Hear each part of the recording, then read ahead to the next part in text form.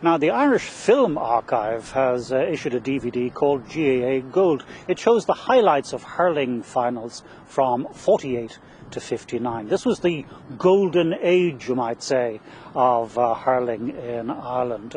The era of Ring, Kerr, Doyle, Keane, and of course the Rackards. The era when droves of people happily set off for Croke Park in their flat caps and their Sunday best. Darren Frehel has the story. This rarely seen hurling footage is part of a new DVD released by the Irish Film Institute. It was a special time for the sport, but the importance of this production goes beyond the game itself. Sunday, September the 5th, 1948. A wet morning in Dublin. Early traffic and crowds seemed little out of the ordinary, but the trains were arriving. The Mace Road presented a busy scene as cars sped towards the metropolis. In fact, before noon, it was clear that this was All-Ireland Hurling Final Day, and that meant crowds, and it also meant spectacle. Hurling and football gave people a reason to get excited in what was one of the bleakest economic periods in Irish history. It was a time of political turmoil and mass unemployment, with close to 500,000 people choosing to emigrate. But those that stayed behind witnessed a golden era in our national game. Well, the idea that any country is any one thing at any one time is, of course, a nonsense. Like, you look at Ireland as a poor country, and a country where there was a very strong Catholic ethos, at least symbolically, in the country, and a country where people were emigrating at a huge rate. And that is certainly one story, but it's not the full story. Around this, people had an awful lot of fun, and you see it in particular in the huge crowds who come to Gaelic games during the 1950s. Massive crowds, reaching almost 90,000 in football and touching 80,000 in hurling. The Cork rear guard put up a stone wall, the fence, but a slip. Podge Keogh was in and crashed home a goal.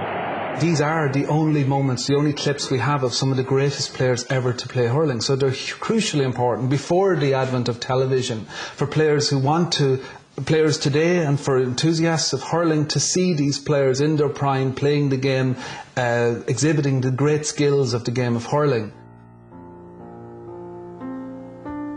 The IFI archive holds 25,000 cans of film that stretches back to 1897, and we have all different types of footage. One of the collections that people ask about the most is the G.A.A. footage, and we were very conscious that this is the earliest recorded material that is held in Ireland, and that people haven't really had the opportunity to see it in full. We knew that it was going to be really, really popular, but I have to say the response has been absolutely fantastic, and it's been great even to see the response of the players when they've actually got to see the footage, because some of them had never seen it before, so it's been fantastic. Cork, the holders of the title, settling down best in the opening minutes and laying siege in the Wexford goal, though, mark you, the Corkmen had their moments of pressure too. The spotlight was truly on Christy Ring in his bid for his 8th All-Ireland medal, but this shot was saved by Wexford goalkeeper Art Foley. As you can appreciate, and as we all know, as a teenager, you had your idols, you know, and you had Christy Ring was the big hurling idol of the whole country at the time. As the final whistle sounds, the crowd swarms onto the field, not only saying well done to Cork, but also to Mr. Hurling himself, Christy Ring, who now has the unique record of having won 8 All-Ireland medals. Even in that decade, the 49 to 59, there was an involvement of the game. You know, you had the great tip 3-in-a-row team in the early 50s, you know, played a particular style. Then you had sort of Cork coming in, and then the great Wexford team of the 50s, and they brought a whole new dimension to the game. They were all big men, very clean and fair players, but they introduced the catch, which was unheard of before, where the ball could be caught and they were able to defend their, you know, to protect their hand. And that's part and parcel of the game now, of course. They're all very skillful at it. But that was introduced during that 50s period. And so the second epic game came to an end, with Waterford the winners by 3 goals and 12 points to 1 goal and 10. The Waterford supporters gave their captain, Frank Walsh, a tumultuous and well-merited ovation when he received the cup which he had done so much to win. Kind of a shy individual. I think Dr. Stewart had to put my hand up with the cup. I didn't know what to do with it, really. There were very good teams, and you had like a Kilkenny, Wexford, Waterford, Cork, Tipperary and Limerick, and Galway were in around the area too, but it was a privilege to play hurling then, I have to say. Pat Stakelum makes his way to the Hogan stand to receive from the hand of the G.A.A. President Micheál Keogh the Cup of Victory. With thousands others, we salute the champions, Mick Ryan, Tommy Doyle, Mick Byrne, all these hurlers whose deeds in 1949 have made history in Munster and in the All-Ireland Series.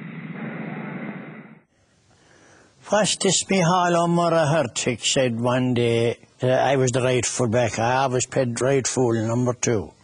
Well, he said, he's not a small man, he says, and he's not a big man. He's what you'd call a handy man. And that brought a bit of a laugh, you know. Come up, says Jimmy Heffernan, but the ball just won't obey. And Phil Shanahan and Pat Stakelum combine to relieve the situation for Tipperary. I think there's too much hand passing.